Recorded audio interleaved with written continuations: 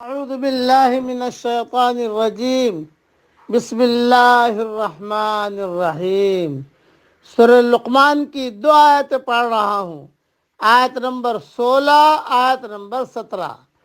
یا بنی انہا ان تک مثقال حبۃ من خردل فتکن فی صخرۃ او فی السماوات او فی الارض یأت بها اللہ۔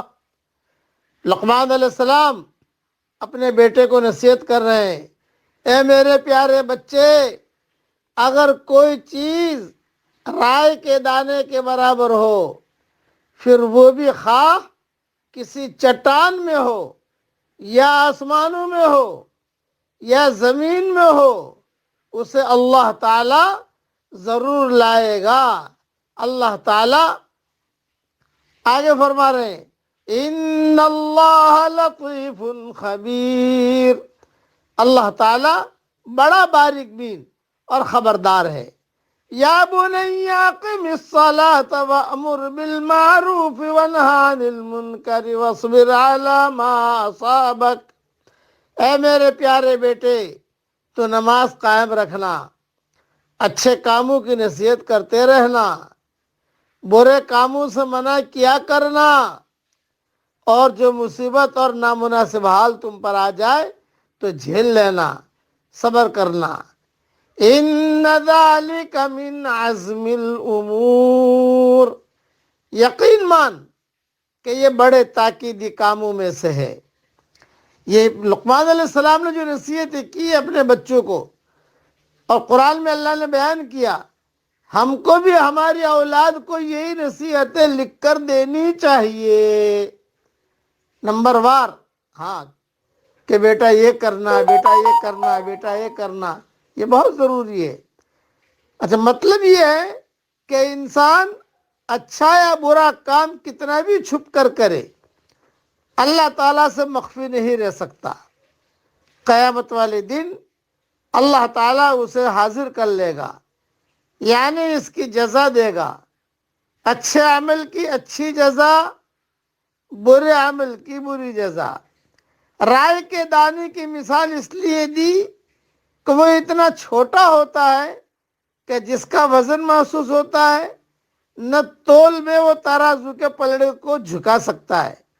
اسی طرح چٹان آبادی سے دور، جنگل پہاڑ میں مخفی ترین اور محفوظ ترین جگہ ہے۔ یہ مضمون حدیث شریف میں بھی بیان کیا گیا ہے۔ فرمایا، اگر تم میں سے کوئی شخص بے سوراخ کے پتھر میں بھی عمل کرے گا، جس کا کوئی دروازہ ہو نہ کھڑکی، اللہ تعالیٰ اسے لوگوں پر ظاہر فرما دے گا، چاہے وہ کیسا ہی عمل ہو۔ مسند احمد جلد 3 صفحہ 28 پر یہ حدیث موجود ہے۔ اس لیے کہ وہ لطیف باریک بین ہے، اس کا علم مخفی ترین چیز تک محیط ہے، اور خبیر بھی ہے۔ اندھیری رات میں چلنے والی چونٹی کی حرکات اور سکنات سے بھی وہ باخبر ہے۔ اتنی بڑی طاقت والا ہے ہمارا اللہ۔ دین پر خود عمل کرنا یا دوسروں کو دین کی طرف بلانا، دونوں ہی صبر چاہتے ہیں۔ اس کے لیے کرنے سے پہلے سوچنا پڑتا ہے کہ نفس کو خواہش پر چلنے کے بجائے نفس کے خلاف چلنا پڑتا ہے۔ اپنی بڑائی کو محفوظ کرنے کے بجائے اپنی بڑائی کو کھو دینا پڑتا ہے۔ دوسروں کی طرف سے پیش آنے والی تکلیفوں کو یک طرفہ طور پر برداشت کرنا پڑتا ہے، تب جا کر یہ عزم امور میں بنتا ہے۔ عزم امور کا کیا مطلب؟ کہ یہ بہت اونچی چیز ہے، بڑی مضبوط چیز ہے، کہ اللہ تعالیٰ تو یہ درجہ دیتا ہے، اس پر حکمتوں کے دروازے اللہ تعالیٰ کھولتا ہے۔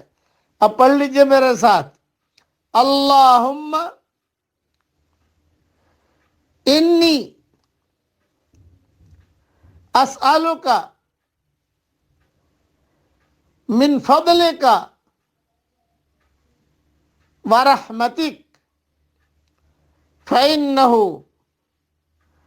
لا یملکها الا انت، قرآن شریف میں ہے وَاسْأَلُ اللَّهَ مِن فَضْلِهِ، اللہ تعالیٰ سے اس کا فضل مانگو، یہ دعا مانگتے رہنا چاہیے۔ اللہ کا فضل اور رحمت اگر میں مل گیا، ہمارے سارے کام بن گئے۔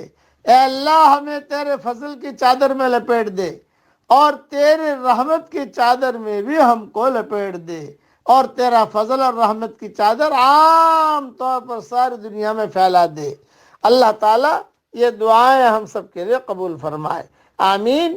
وآخر دعوانا ان الحمد للہ رب العالمین۔